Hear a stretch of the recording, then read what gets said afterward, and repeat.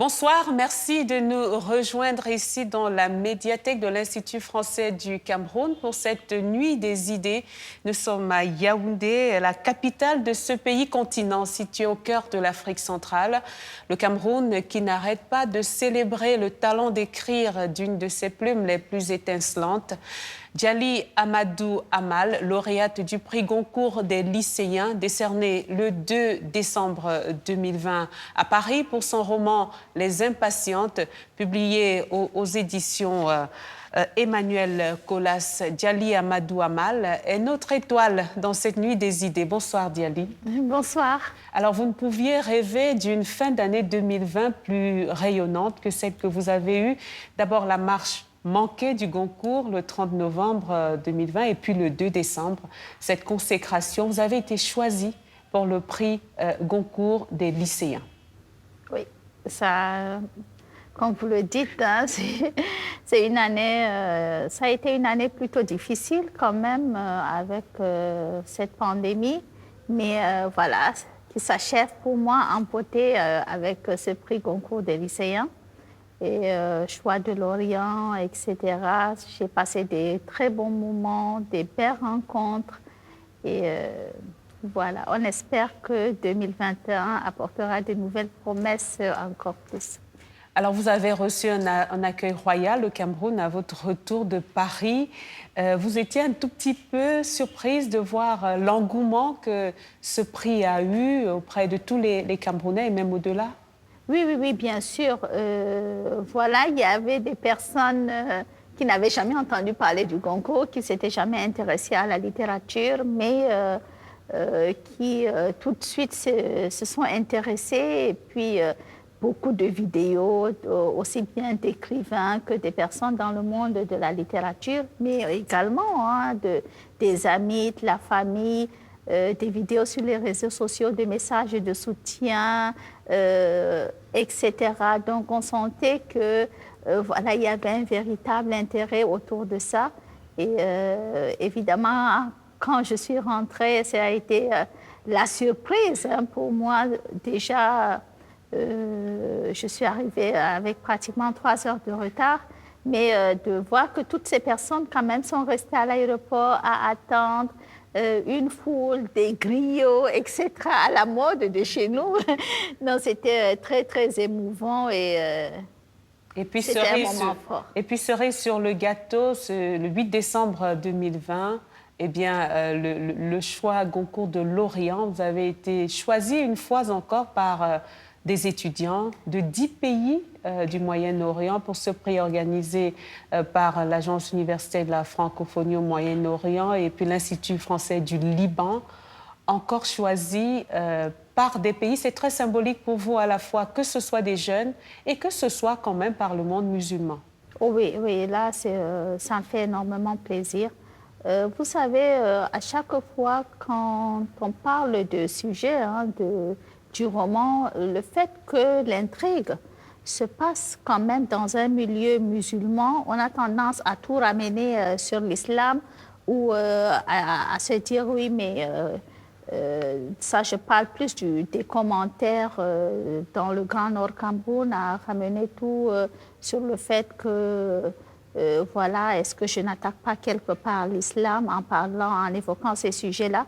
Et c'est très important, c'est très symbolique que le choix de l'Orient se porte sur moi parce qu'on a quand même des pays islamiques et voilà, en réalité, dans ce roman, on parle de la culture, on parle de la condition des femmes, on parle des violences faites aux femmes, qui est quand même un sujet universel. Et je rappelle que dans ces pays qui vous ont choisi pour ce prix Goncourt de l'Orient, il y a l'Égypte, il y a l'Iran, il y a l'Irak, il y a la Jordanie, le Liban, la Palestine, le Soudan, la Syrie.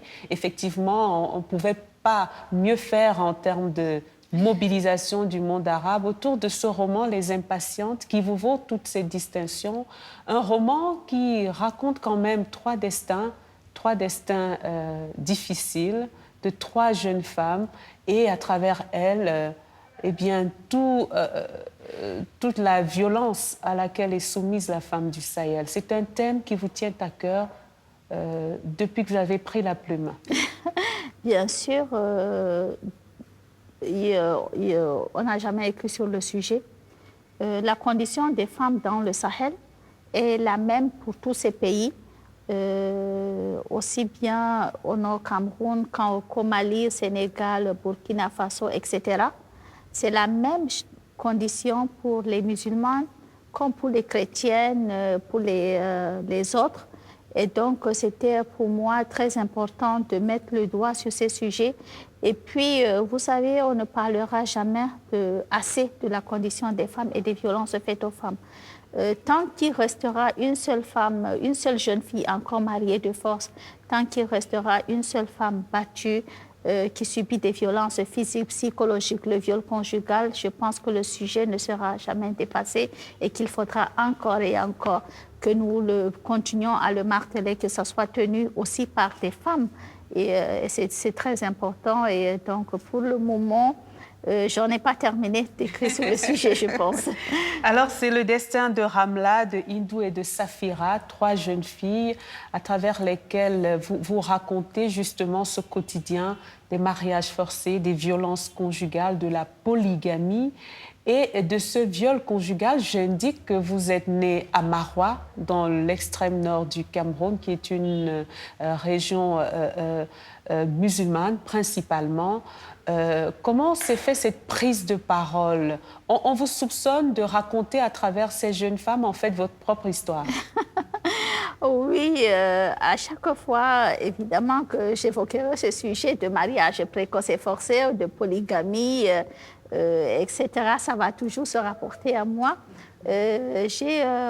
Comme la majorité des jeunes filles de ma région, subi un mariage précoce à 17 ans, forcé avec un homme qui en avait la cinquantaine. J'en ai évidemment beaucoup souffert et j'ai utilisé ma plume pour pouvoir déjà comme exutoire pour m'en sortir psychologiquement, mais ensuite être suffisamment forte pour devenir la voix de toutes ces femmes qui n'ont pas de voix, pouvoir apporter mon témoignage, mais aussi mon regard sur ma propre société et sur des traditions auxquelles je suis très attachée, évidemment.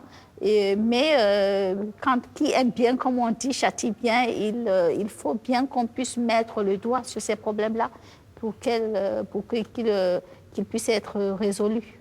Alors, je rappelle, Djali Amal, que vous êtes lauréate du prix Goncourt 2020, le prix Goncourt des lycéens pour votre roman Les Impatientes.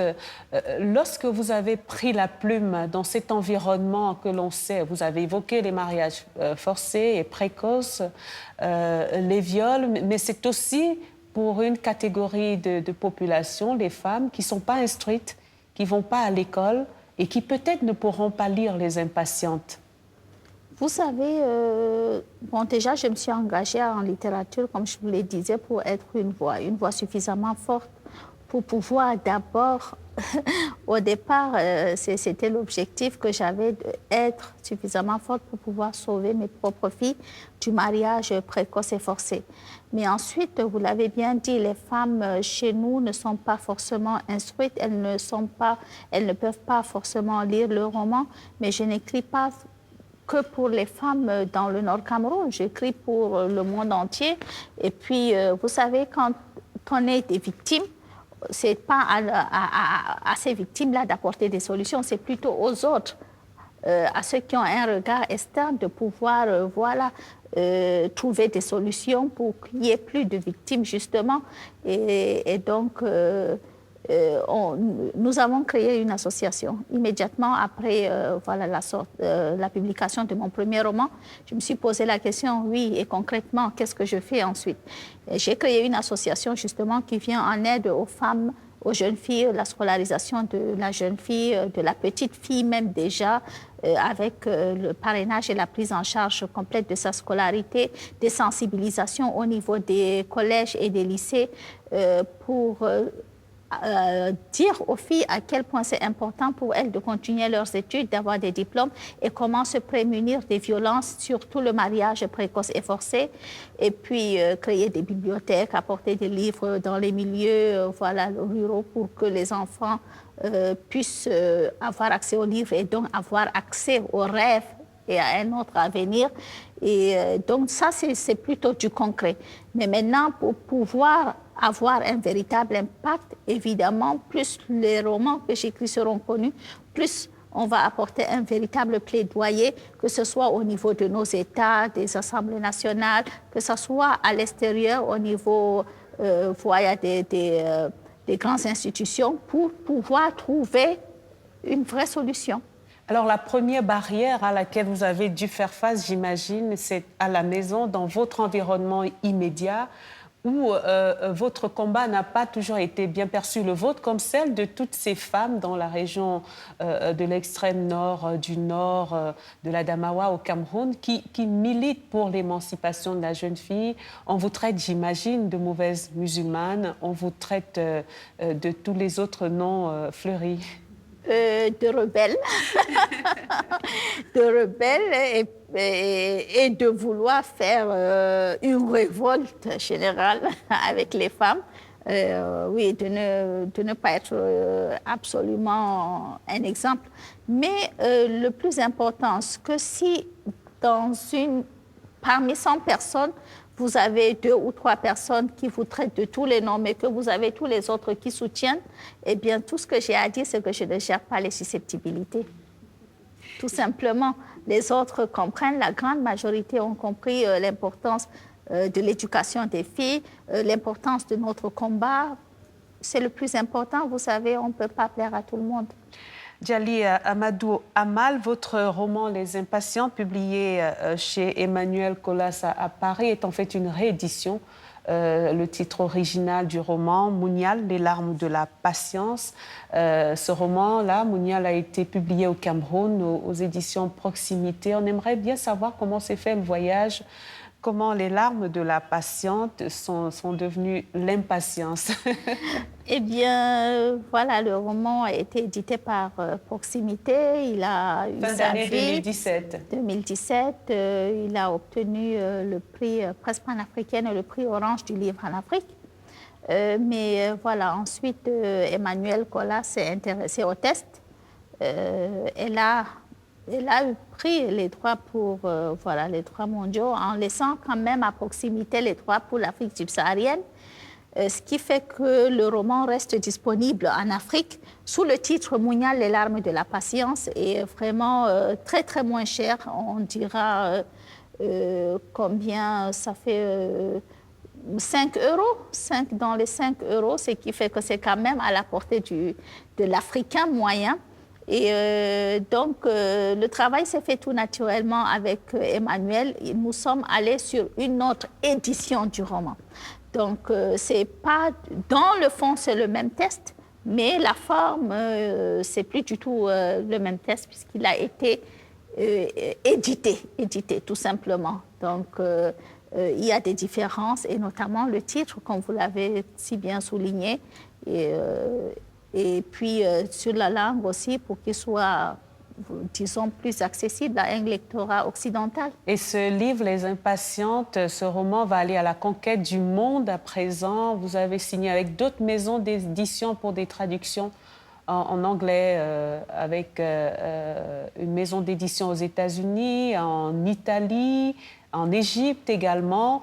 C'est vraiment au-delà du livre, ce qui vous touche le plus, c'est le fait que vos idées, votre combat va se généraliser. Oui, c'est incroyable quand même le nombre de personnes, le nombre de retours et comment tout le monde se sent concerné. Et évidemment, l'objectif pour un écrivain, la première des choses dont il a besoin, c'est que son livre soit lu. Et quand on défend une cause et que ce soit un roman engagé, évidemment, on a besoin que le message puisse circuler. Le fait qu'il soit traduit quand même dans plusieurs pays et qu'il puisse être disponible partout, dans toutes les langues, en ce moment-là, bien sûr, ça ouvre sur des perspectives. Et voilà, aujourd'hui, la condition des femmes dans le Sahel est mise en lumière. Et justement, dans cette nuit des idées, le thème choisi est proche. Vous comprenez sans doute pourquoi. Vous l'avez évoqué en début de cet entretien, au terme d'une année 2020 qui a été particulièrement difficile, marquée par la pandémie de Covid-19. Lorsqu'on parle aujourd'hui d'être proche de proximité. Qu'est-ce que cela vous suggère à vous, l'écrivaine? Eh bien, pour moi, être proche, ce n'est pas simplement sur le plan physique. C'est pouvoir se mettre à la place de l'autre. Imaginer ce que cet autre ressent. Euh, Être content avec cet autre.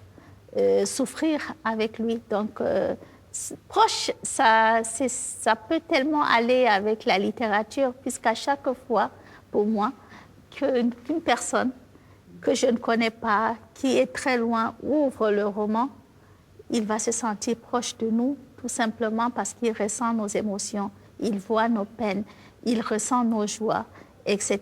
Donc, la littérature permet un peu de se rapprocher, de réduire les distances. Être proche, c'est tout simplement être proche du cœur.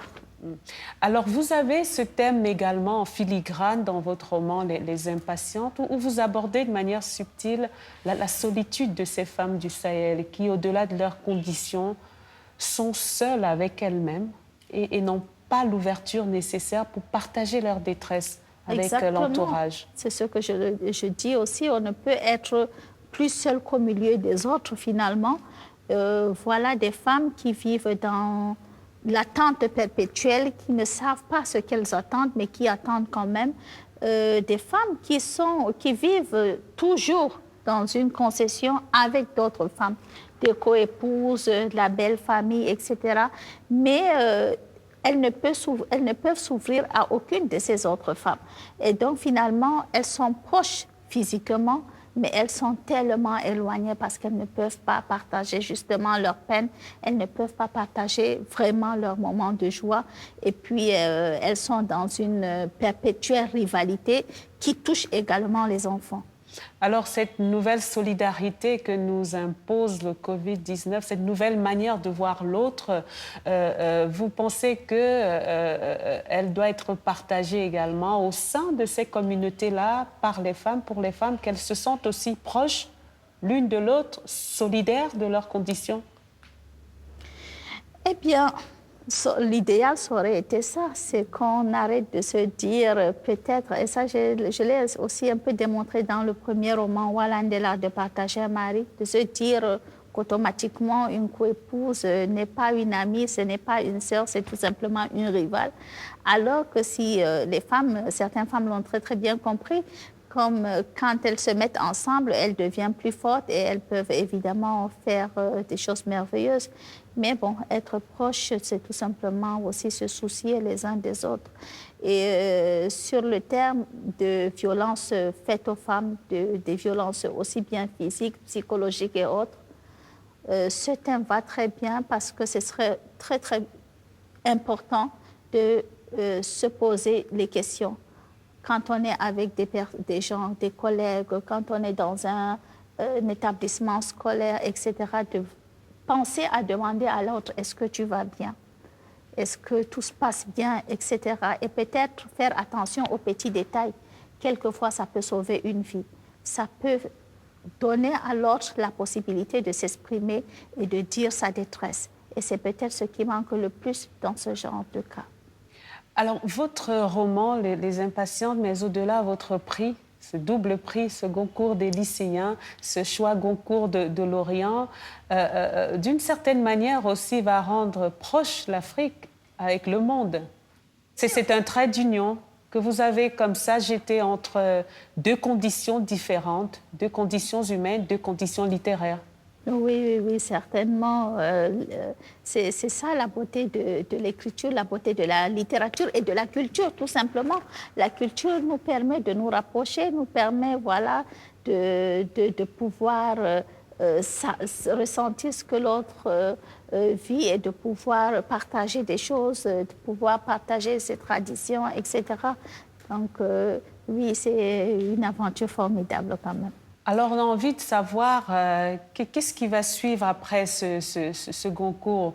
Vous vous dites, ça y est, j'y suis arrivée, mon message est passé, il a été entendu aux quatre coins du monde, je peux dormir tranquille. Qu'est-ce qui est prévu dans l'agenda?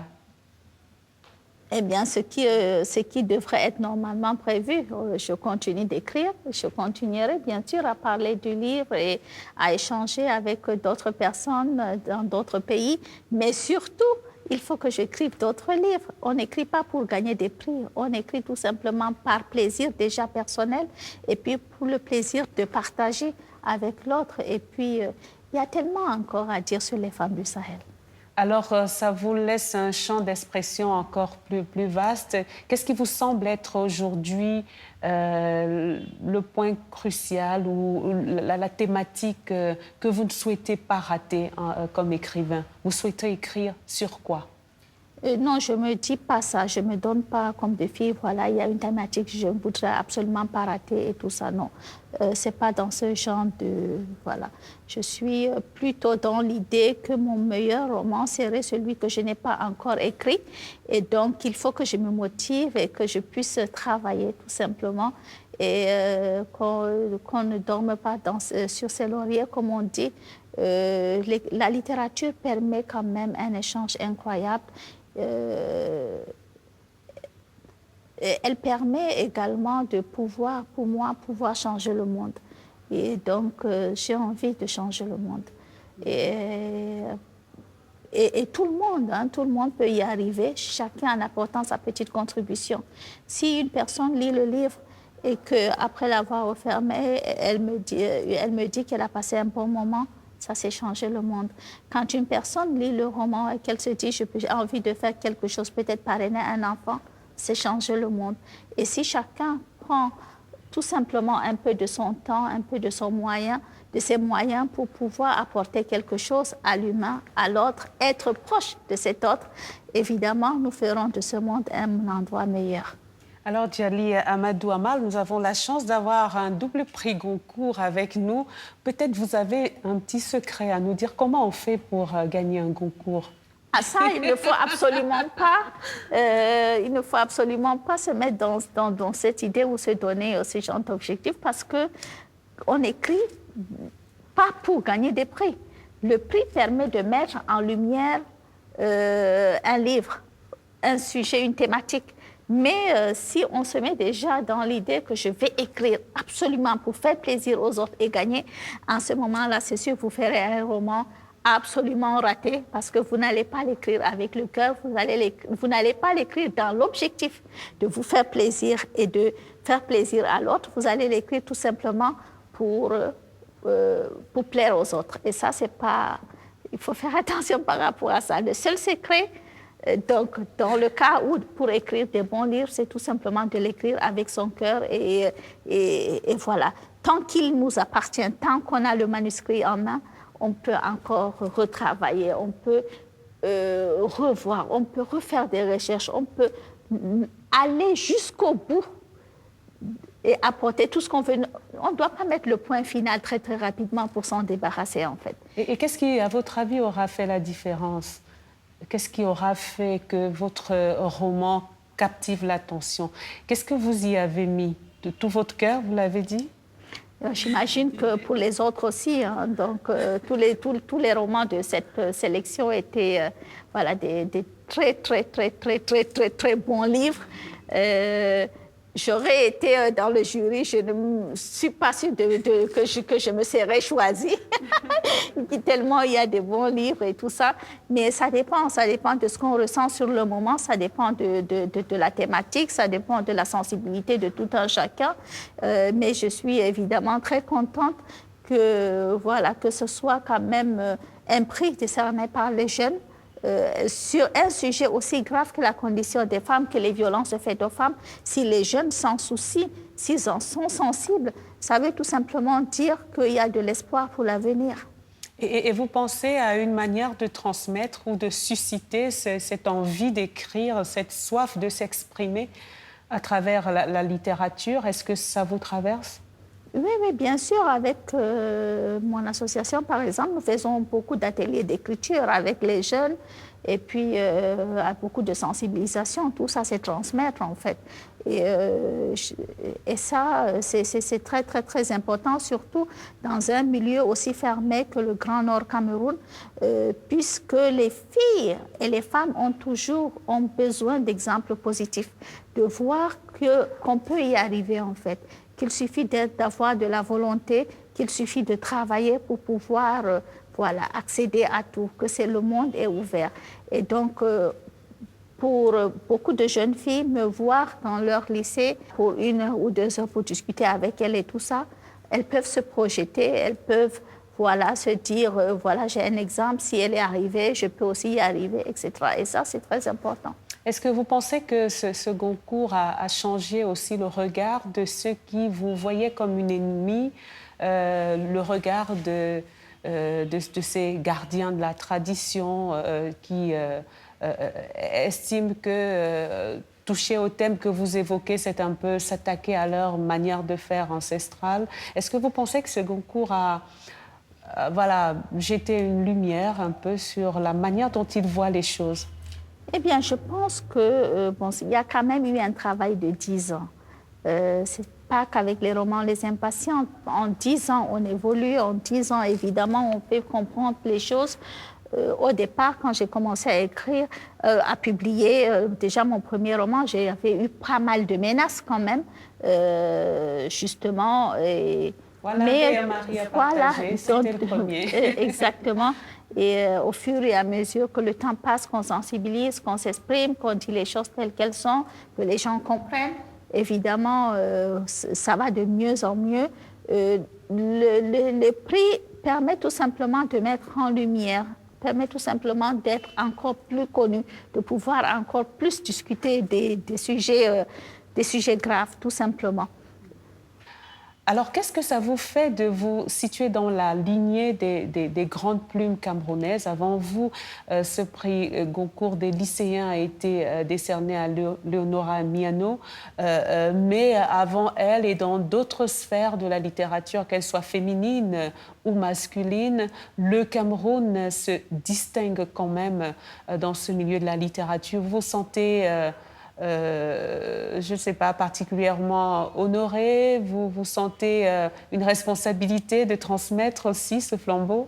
Eh bien, je ressens bien sûr une fierté de porter les couleurs de notre drapeau national, de le faire rayonner à l'international. Mais je ressens aussi, comment dire, je porte un espoir. Je suis une Camerounaise vivant sur le territoire camerounais, qui a travaillé pendant 10 ans au Cameroun, édité dans des maisons d'édition camerounaises. Le roman Les Impatientes, c'est parti quand même du Cameroun et de l'Afrique pour s'exporter, tout simplement. C'est dire aux jeunes que ce n'est pas toujours le contraire qui est vrai, que c'est possible de faire un bon travail à partir de chez nous. Vous savez, pendant longtemps, quand les écrivains vivant en Afrique, publiant en Afrique, étaient considérés comme des écrivains de seconde zone, tout simplement. C'est-à-dire que dans les salons, même africains, ils n'avaient pratiquement pas de visibilité, pratiquement pas de place. C'est comme si le message qu'on pouvait leur dire, c'est que pour réussir dans la littérature, il fallait absolument partir. Il faut s'expatrier. Voilà, il faut s'expatrier, il faut partir, il faut publier ailleurs. Et donc, je suis la preuve qu'en réalité, ce n'est pas si vrai que ça. On peut rester chez nous, travailler de chez nous, mais avoir quand même une visibilité à l'international. Et donc, ça, c'est ce prix-là. Ça prouve aux jeunes ce que je leur dis toujours, et c'est l'espoir, tout simplement. Ils savent aujourd'hui qu'ils peuvent continuer à travailler, qu'ils n'ont pas forcément besoin d'envoyer les manuscrits en Europe et se dire à tout prix, il faut que j'y aille, il faut que je... voilà. Ils savent aujourd'hui que du Cameroun, de l'Afrique, on peut continuer à travailler, on peut lire, on peut s'informer, faire des ateliers, être rigoureux, faire un bon travail. Et puis, c'est la même chose aussi pour les bibliothèques et autres. Il faut bien qu'on mette en lumière les livres qui sont produits chez nous quand même. Donc, c'est très, très important et ça donne, voilà, ça valorise quand même les écrivains vivant au terroir et qui font quelquefois des très, très, très, très, très bons romans. Et donc, voilà, pour moi, c'est ce message-là aussi qui est très important à faire passer aux jeunes écrivains. Thiali Amadou Amal, merci. Vous êtes l'étoile du Cameroun en littérature avec ce prix Goncourt des lycéens que vous avez remporté en décembre 2020 et vous avez illuminé cette nuit des idées à travers ce bel échange. Je vous remercie. Merci et je vous souhaite beaucoup. une très belle carrière. Merci beaucoup pour tout. Et puis, je suis très contente d'avoir participé à cette belle nuit des idées et qui me donne d'ailleurs des idées. Et c'est l'Institut français du Cameroun, évidemment, qui a rendu tout cela possible. Merci à vous et à bientôt.